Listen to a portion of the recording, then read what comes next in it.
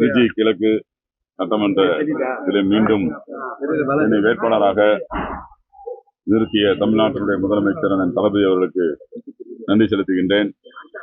யார் என்ன குறை சொல்கிறார்கள் என்பது எனக்கு தெரிய தேவையில்லை. என்னுடைய தொகுதி மக்கள் என் மீது வைத்திருக்கிற அந்த அளவு கடந்த அன்பும் பாசமுமே அந்த பதிலுக்கு அவர்களுக்கு சமர்ப்பிக்கின்றேன். ஏனென்றால் 5 வருட காலம் ஒவ்வொரு தொகுதி மக்களுடைய இன்ப துன்பங்களில் மட்டுமல்ல, மாண்புமிகு தமிழ்நாடு முதலமைச்சர் அண்ணன் தளபதி அவர்களால் கொண்டு வந்திருக்கிற திட்டங்களை கொண்டு போய் தொகுதி மக்களிடம் சேர்த்திருக்கிறேன். அது அவர்களுக்கு தெரியும், பயனாளிகளுக்கு தெரியும். இது போன்ற பாரதிய ஜனதா அவர்களோடு கூட்டு சேர்ந்து இந்த மக்களை மதத்தின் பெயரால் அளிக்கிற சக்திகளுக்கு உடனே உறுதுணையாக இருந்து அவர்கள் பேசுகிற கருத்துக்களுக்கு நாங்கள் பதிலளிக்க விரும்பவில்லை. மக்கள் பதிலளிப்பார்கள்.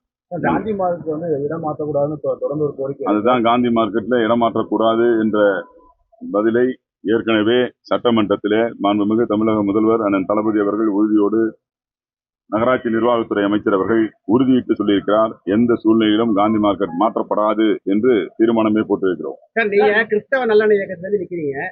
விஜய் வந்து இத்தனை வரைக்கும் விஜய்னு சொன்னவர் எலெக்ஷன்ல நிக்கிறவனோட ஜோசப் விஜய்னு சொல்லியிருக்காரு. நான் திராவிட முன்னேற்ற கழகத்தின் சார்பில் நிற்கிறேன்.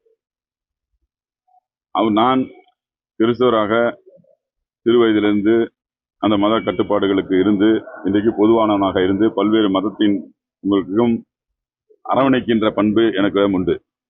திடீரென்று நான் கிறிஸ்தவராக மாறியதில்லை. இதுவரைக்கும் அவர் விஜய் என்று சொல்லியிருக்கிறார், இப்போது ஜோசப் விஜய் என்று சொல்லியிருக்கிறார் என்பதை குறிப்பிட்டு நீங்கள் பேசுகிறீர்கள். மக்கள் தீர்வு செய்வார். நான் 1 லட்சம் வாக்குகள் வித்தியாசத்தில் வெற்றி பெறுவேன் என்று உறுதியிட்டு சொல்லுகிறேன்.